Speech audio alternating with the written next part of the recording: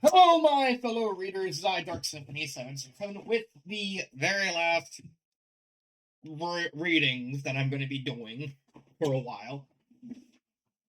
As always, a link to the story will be in the description below. Please like the video, subscribe to the channel, click on that bell for notifications, leave a comment in the comment section below on your thoughts to the story, and finally, my opinion. My opinion is not indicative of the world, so please respect that. So, the first story I'm doing a reading of is Good Wacky Neighbors by Gravity Falls Fan 96. It is a parody of an old SpongeBob episode, so I remember this episode. I freaking loved it. It's Good Neighbors. Oh my god, it's gonna be so stupid. Oh, for those of you who know, since probably not everyone is familiar with this specific episode. This is the episode where SpongeBob and I think Patrick annoys Squidward on his day off because he wants to spend the Sunday relaxing, and I think he gets like a security system, and the security system gets so annoyed by SpongeBob it actually turns Squidward's house alive and starts destroying the town. I'm more likely remembering it wrong because I do know that the house comes alive, so I'm like wondering how is it gonna it's gonna be the same thing? Let's actually find out because Squidward is being played by Pete. God, that's gonna be so stupid. Oh, I can tell this is gonna be stupid just for the fact that Pete is Squidward. All right. Let's get started. Everyone is sleeping until Goofy's alarm wakes Pete up. Goofy! Appearing in Pete's house. Good morning, Pete. Goofy, what are you doing in my house? I came to make sure you don't oversleep and make work harsh. Oh, gee, Goofy. That's very kind of you. My, ple- my pleasure, Pete. That's what good neighbors are for. Oh, yuck. You didn't overlook one teensy little detail, ever. What's that, Pete? What's that? Bother me on Sundays. Sunday? No wonder Pete's grumpy. Sees the sack of newspapers on the lawn. He forgot his Sunday papers. This will like this. Okay, I'm gonna point this out because there's another story I'm gonna be doing that has script writing. I hate script writing. I think this is why I hate script writing because it's such lazy, dumb shit like this. Like this is not natural. Like this is not like even even like in a reading, like when I'm trying to read it, just having all these like the brackets and the italics is just so much. Like it'd be one thing if like these were like prose, like it'd be a proper prose, but it's like not. And I get it. More likely, this person's probably either a child or probably not like very like is starting because I know this is like a very big uh noob trap. Like this is arguably the script writing is arguably like the biggest way a new guy could get fucked over in writing. Let's just so for the sake of this, unless it's specific, I'm just gonna ignore this and just say and just read the script and try and you're gonna tolerate my voices. After all, Goofy doesn't have sex. Goofy fucks. I don't know why I thought of that. It's just a weird thing. I just remember that Goofy fucks bit. I just like it's such a random thing. Like seriously, like, I don't know why. I don't know why this image keeps popping in my head. I don't know why, but it just does. Let's just go. Okay, I'll get back to it because I'm getting too distracted. He forgot his Sunday papers. Oh, let's show Goofy I'm a good show Goofy, but you are Goofy. What do you got? What kind of nonsense is this? What? Let's get it. Oh my god, I'm just But it's going well. This will show Goofy I'm a good neighbor. I'll bring it some gorge. Break the string that holds the paper together. Man, this is heavy. Paper falls to the ground and Goofy puts it together as a paper ball. Bumps into Wander. Oh, pardon me. Hey, watch where you're going. Will you two nincompoops kindly quiet down? I'm not gonna let them ruin the rest of my Sunday. Oh, my Sunday relaxation. Let's see. Look, place just so far. Slight foot elevation, float around the room, flower fragrance. And the final touch. Yes, I like to order something special. Yes, the pedicure. The pedicure and the foot massage alcohol. That is correct. See you for, my good man. This is going to be a heavenly day. Oh, I almost forgot. Bonbons. Oh, there, heaven's little wonder. Take me on a chocolate vacation. You are. Is this? Hold on. Is this just word for word good neighbors? Like, uh, is it? Wait, you're this is not even trying to be clever. Like, I remember years ago I did a reading of of a SpongeBob episode, which is pizza delivery, and that was pretty one for one, and it wasn't that entertaining. But at least that one was like written decently well, because at least it tried to be different because it had a bunch of people. Is this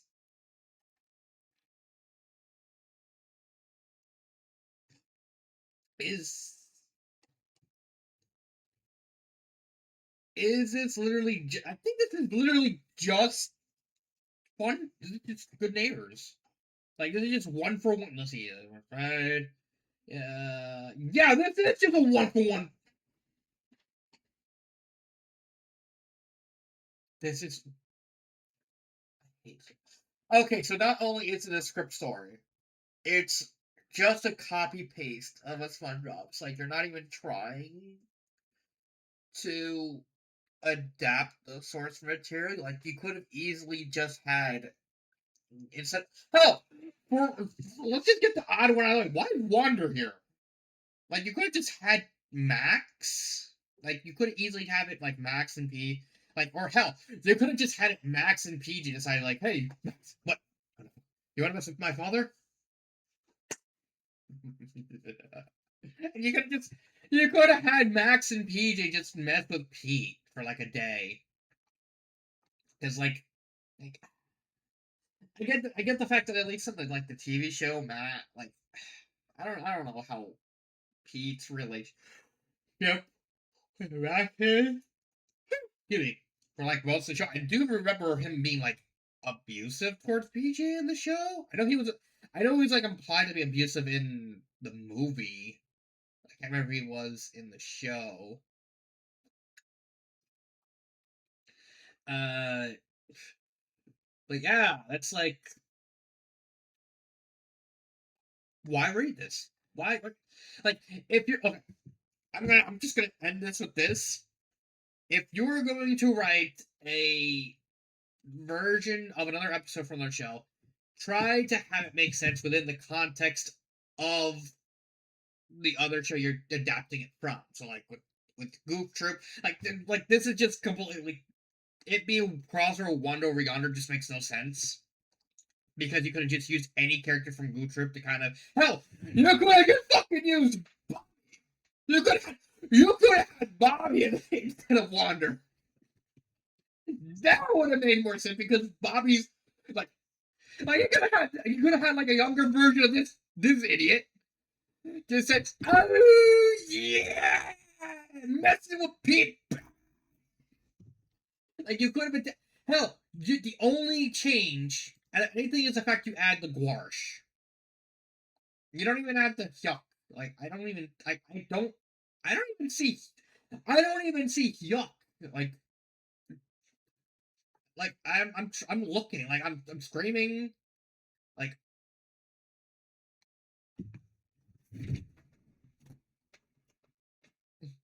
what is this? You know what? Fuck it. I'm going to the next word. It can't be any worse than this. Uh, um, uh, Ow! No. Okay.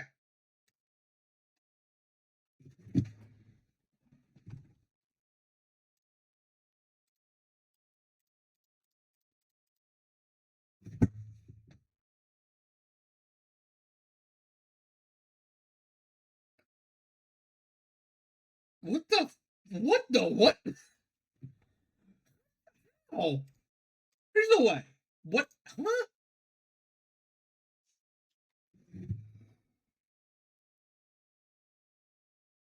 How did you? Okay, that's obviously a glitch of some kind. Okay, so okay. Now we're gonna move on to "It's a Wonderful Sunlight" by Edsel Walker. I have no idea what this is crossing over. Oh, it's a Mystery Space Theater. Okay, I see. I know that term. Mystery Space Theater 3000. Okay, and all characters belong to. Okay, okay. So let's just get into it. It can't be any worse than SpongeBob one. It can't be any worse. Space. The final. No, wait too. Way too cliche. Let's try this again.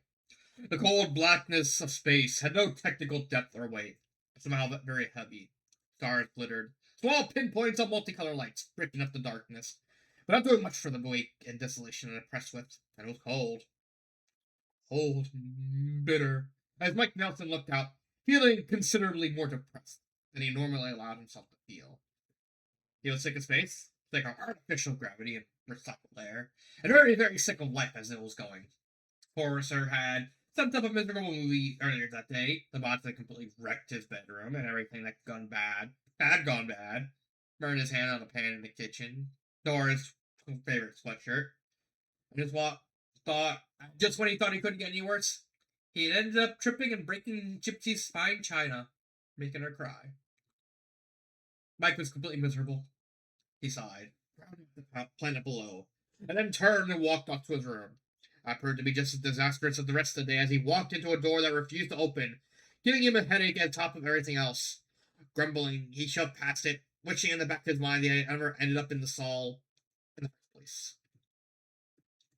Across the cosmos is some backwater office of the Universal Affairs and Complaints Office. Arnold Rimmer sat impatiently, his right leg jiggling nervously, and watched the clock tick from one digit to the next.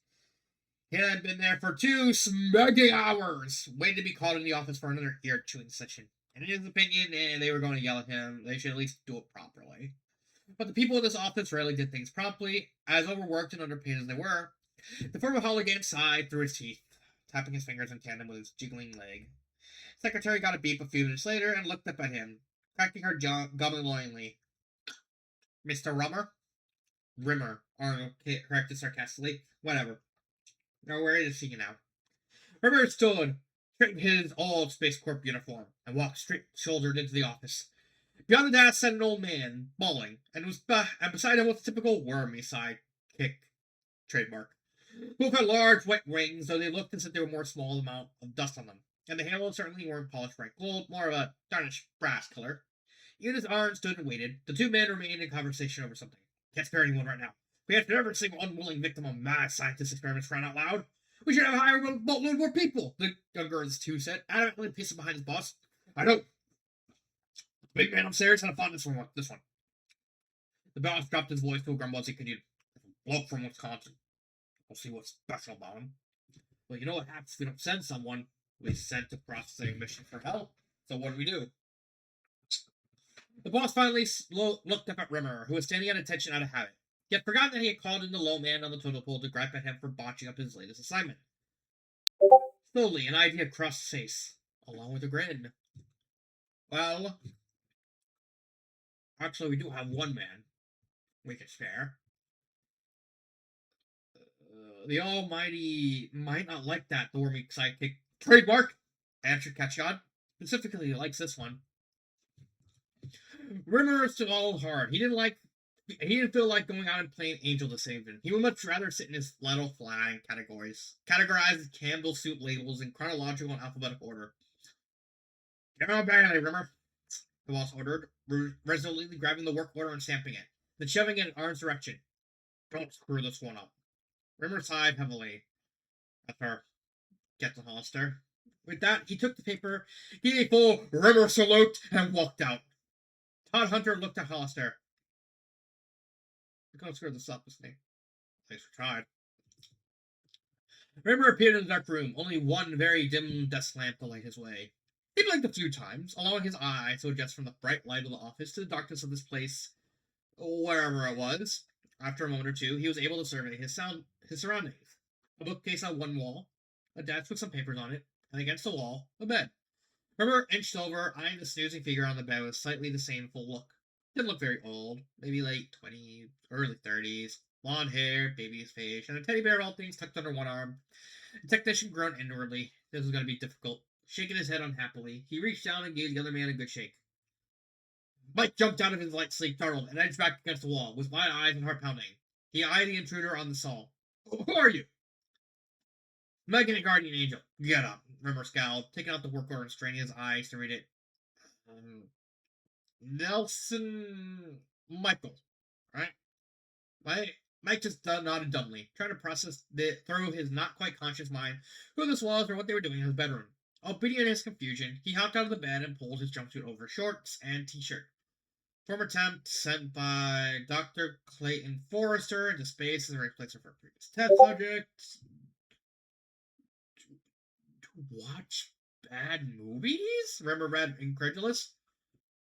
What IO would anyone send someone into space to watch bad movies for anyway? Trying to find them without driving me insane, Mike supplied helpfully. Once he pulled his sneakers on, he took another look at his supposed guardian angel. Tall, scrawny, kind of curly hair, and a nose of the despised description. What are you doing on my satellite? Wish I could never end up here, right? Arnass, raising an eyebrow at him. Well, I've been sent to. He put on a deep and commanding voice, filled with irony. Show you the error of that wish. Ah, Mike nodded, giving the other man a look that screamed, You're a Fruit Loop, aren't you? Hey, don't look at me. River said lightly, Stupid fat git can't do anything himself. The once hologram muttered. Always gonna send someone else to do it for him. Your name? Mike asked, eyebrow raised in turn. He at least wanted to know the name of whoever this was, for the sake of asking Forrester if this was some kind of messed up joke. Arnold J. Rimmer, Tech Angel 26 class. Rimmer mumbled and added more strongly. Everyone calls me Ace. 26.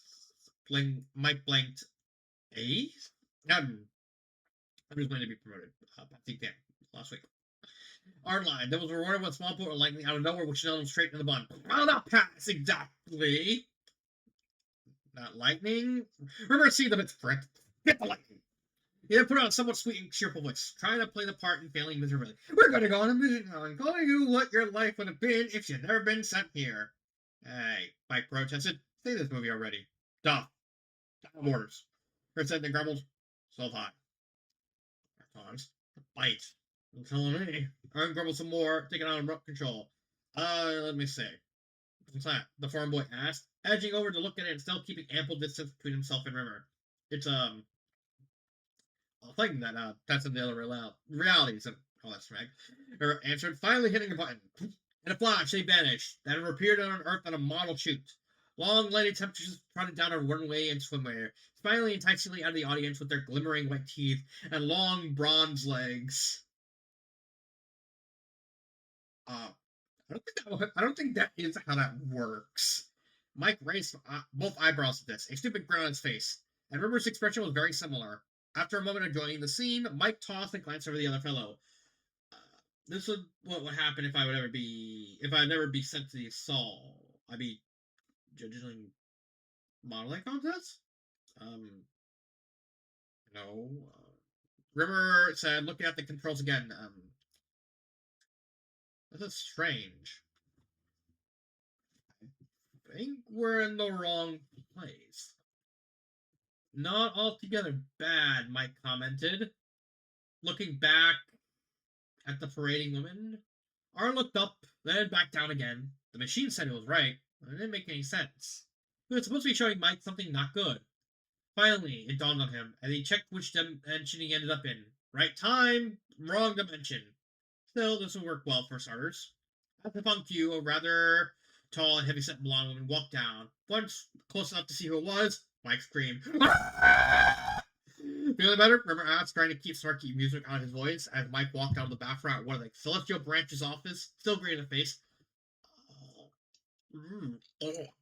Was all the fun boy cared to reply. See himself as the sex change had destroyed his appetite for the next several months. Successful model or no. It was a picture that would haunt his nightmare for a few years at the very least. Now, let's see. Horn used smirking to himself. I think I got it right this time. Mike just groaned again, leaning on the wall. He was starting to really appreciate his bed back on the sunlight, where he would normally be sleeping peacefully right now, instead of trap pacing around with this neurotic loon from whatever. They flashed again in Deep 13, amid some obscenely crazy Christmas decorations. Trevor announced himself, thinking that he finally got it right. Dimension reader read right, as did the time indicator. Should be where he intended. Sure enough, Dr. Clayton Forrester walked out of the supply room in his typical green lab coat, rubbing his hands together with an evil snicker. He paid the two visitors no mind and went instead to the console, hitting the communications button for the Saul. Hello, sir, Joel Robinson answered, standing right behind the counter in a straight white jacket with a Hannibal Lecter muzzle on his face. His hair was standing on end, and his blue eyes looked tired and gleamed with a slightly insane light. Oh, hey, hello, my little guinea pig. Forrester eyed his lab rat with a wicked smile. How are you feeling? Oh, fine, sir. Gophers left me alone. Joel nodded slightly, eyes wide open. That's good. Good. Good. Forrester mumbled to himself, writing down notes with a barely contained glee. I have some good news for you. Really? Joel asked hopefully. Is it a new straitjacket? This one's kind of tight. Anymore. Ah, no, nothing. Nothing so simple, Dr. Brand. Pacing in front of the console with a pompous air about him. They released the movie yesterday. Health stations on all possible wavelengths, and using that clever little invention that you came up with. Oh, Joel said, sounding disappointment. Oh. Oh, I have to say, Forrester growled angrily. I start screaming for salvation, and all you can say is, "Oh!" I took a step forward, protesting against the way the mad scientist was treating the other human, but neither of them took any notice. Remember shook his head, watching. They can't see you or hear you. What is this? Mike muttered. During crossover between Quantum Leap, A Christmas Carol, and A Wonderful Life? Basically. Remember answered, shrugging. For the bots. Mike asked, not wanting to know the answer. The critter was messed up. He really didn't like the potential idea of what could have become of them. Romeo looked at the readout on the road. Drifted in space and ended up drifting into the sun. What? Mike gasped, tossing his check in shock and dismay. He couldn't even think about the bots. Gibson, Tom, and Crow and Campbell all floating out alone. Well, not Campbell because he was obviously acting as relay forcer. The rest. Hang on. Or ordered, typing in something else. They vanished and reappeared in the graveyard. The air was wicked cold, and snow blanked the ground. Mike was still in shock at the whole incident thus far, breathing hard and trying to come to grips. He would have told Rimmer to take him back then, but he couldn't get any words out before what the next shock nailed him. He was standing in front of his own gravestone, trying to pull the air to his lungs. Mike read the dates, but they were almost meaningless to him. His mind was too badly frozen to think about how badly this could have happened. Finally, after a good minute, he stuttered, dead? Yep. Arn supplied truthfully, patting Mike on the back a few times. Don't worry, it's not as bad as you think. What? I take that back. Holograms haven't been invented yet, River mused. So it really is that bad. Thanks. Mike gasped, shooting and glared at the other man. River shook his head, small part of him taking pity on his unwilling companion. He understood all too well how it felt to find out news like that. It was never a nice thing. Here, the first time he realized he was dead, nothing more than a hologram of who he'd been. He remembered the denial, the grief, the horror. Mostly remembered not being able to touch anything, smell anything, feel anything. He heard all that with a wince. Another moment passed. He offered, um, look, uh, this is a shot. Feel it to a cup of tea, coffee. Mike managed, looking everywhere but the gravestone. Arnold nodded, and another flash vanished from the desolate graveyard. 3 million years? Mike added, sipping on his coffee, his hand still shaking. They ended up in another branch office, and the coffee was old, but at least they weren't in a graveyard. Rumor nodded, holding onto a cup of tea. Yet 3 million years. Dead, both alive, and the only people talk to being a slob, a senile computer, and a cleaning droid. I thought my story was strange. Mike chuckled a little, setting the cup down. He took a glance around, wondering when he was going to get back to the Sol. It wasn't so bad, Arm sighed, laying his guard down finally. He was never going to see his person again, and it felt good to talk to someone who didn't know everything that had gone on. Who didn't know about all the little things that happened aboard Red Dwarf, and who could never let word get back to Lister, the cat, frightened, and Holly how he felt. Yeah. Sure, listening to Lester play the guitar, I'd be reminded of Dax being rubbed with a cheese grater with full hell. River said offhand with a slight note of longing and regret in his voice. But we're all stuck together. Mike nodded, understanding what he meant in a way. River's companion had annoyed him the same manner the boss annoyed Mike. But when it came down to it, they stuck together. Maybe his life wasn't so bad, no matter how miserable the movies were, or how hard it was being the only human in orbit. He could relate. Where are they now? River shrugged, taking a sip of his tea. I'm not really sure, really. Somewhere, I imagine. Miss him? Mike asked, though already knowing the answer. Miss what? Remarked sardonically, being assaulted on a regular basis, always having to put up with sloppiness and chaos, getting attacked every other week by simulants yelling for our heads, hearing us Lester snore like a badly tuned buzzsaw, caught constantly having his leg waxing paper all over, or trying constantly correcting me. The technician shook his head with a slight chuckle. Yeah, I miss him. Can't ever go back, can you? Mike looked over the other man. No. River said softly, then stood up. But you can. Listen. How you find this Sunday morning? Forrester asked, perking up at his lab rat. Just fine, Dr. F. Mike replied, smiling his usual sunny smile. Bob hung up on either side of him, watching. Well, see, you won't when you see what I have for you this week. Dr. F giggled insanely. Hey, son of the boy! Mike snickered, put on a sort of snarky smug look reminiscent of Rimmer. Dr. Forrester? Yeah, Macaroni? Smack off. That's a wonderful satellite. Honestly, that's a goofy story. I liked it. The fact that it's so old and like yeah, you forget that the site is old. Like the site was made in 1999. Like I think like mid 99, mid to late 99, around there. And this story, I have nothing bad to say about. It's a 5 out of 5. So I thank you, Stephanie Watson or SL Watson or SL Walker. That's honestly a really good story. I wonder if you still how long did you write? It's 2009, so 9 years.